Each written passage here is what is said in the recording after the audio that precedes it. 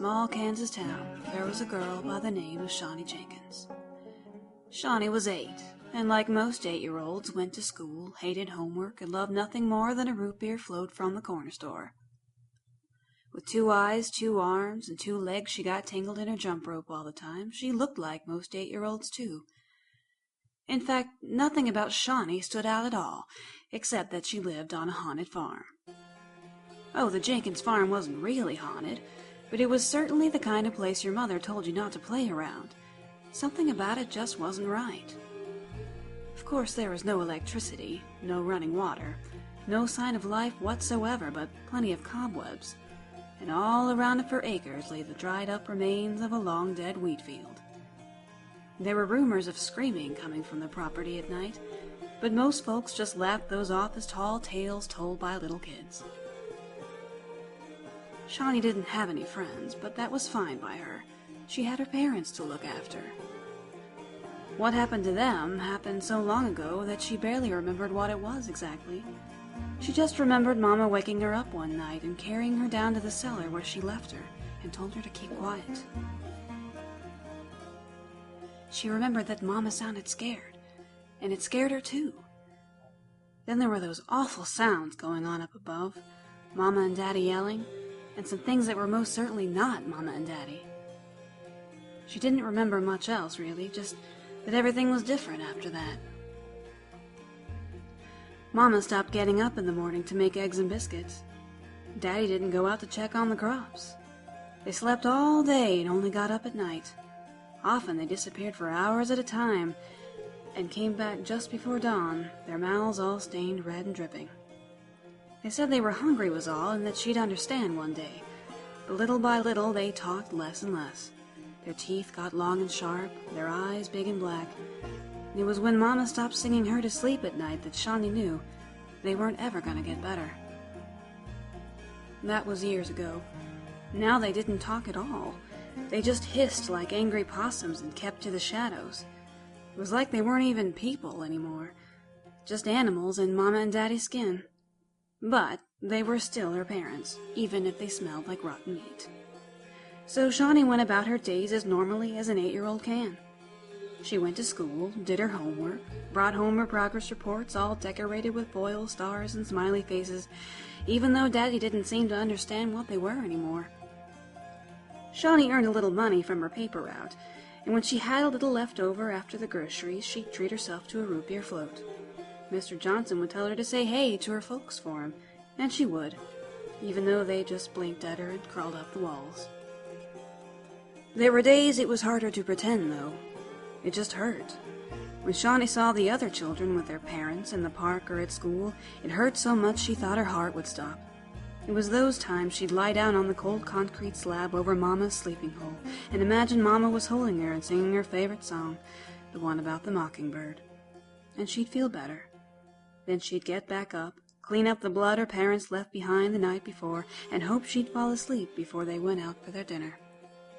It wasn't fair that she had to live this way, but nobody said this was a fair story.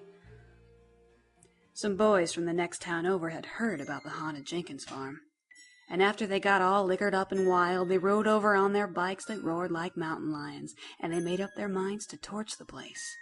After they tore it up, that is. They had to show each other and their girlfriends they weren't scared of nothing. Shawnee, having heard them pull up, ran to the cellar and hid, heart pounding wildly as the boys kicked over furniture and punched holes in the walls above her. "This place ain't haunted," one complained. "It's just a bunch of old junk." "Well, what about the cellar, Jimmy?" said another. "We ain't checked down there yet." Shawnee's heart pounded even harder, but not for her own sake, for her parents, who were still asleep under their slabs just beneath her feet. They wouldn't be up for a little while yet. Until midnight they were as still and helpless as baby rats. She quickly looked around in the shadows for a weapon until her eyes made out the shape of Daddy's pickaxe. The boys were on the cellar stairs now. Shawnee grabbed the pickaxe and told herself she was brave, the bravest 8-year-old ever. Nobody was going to hurt Mama and Daddy as long as she was there. And now the intruders were there. "Well, look what we have here," said one of the boys. "Get out of my house," Shawnee hissed. "Or what?" said the one called Jimmy. "You gonna swing your pickaxe around and break my little toe?" They all howled with laughter, but Shawnee grabbed the pickaxe tighter. "Get out of my house or you're dead," she threatened, but they didn't want to listen. So she swung that pick around with all her might. It was much too heavy, but she managed to graze one of the boys enough to knock out a tooth. He screamed in pain and cursed up a storm, but before she could hit him again, he ran forward and grabbed her, lifted her up over his head, and threw her hard against the wall. She was still seeing stars when he came after her again. "Stop it, Jimmy, just stop it," one of the girlfriends cried. "Yeah, Jimmy, come on," said a boy. "She's just a kid. Now let's beat it before we get caught." This time the one called Jimmy listened. He spat a broken tooth to the ground and swore under his breath and walked off with the others, leaving Shawnee in a crumpled heap. But they never had a chance. There was a snarling sound from beneath the dirt floor, and as suddenly as if dynamite had exploded, the concrete slabs shattered. The intruders tried to run, but the creatures that came up from the depths were faster. They sprung to the ceiling and dropped down on the boys and their girlfriends, tearing them to pieces with their claws and their big pointy teeth. By the time it was over, there was blood and bone and skin flung all over the place.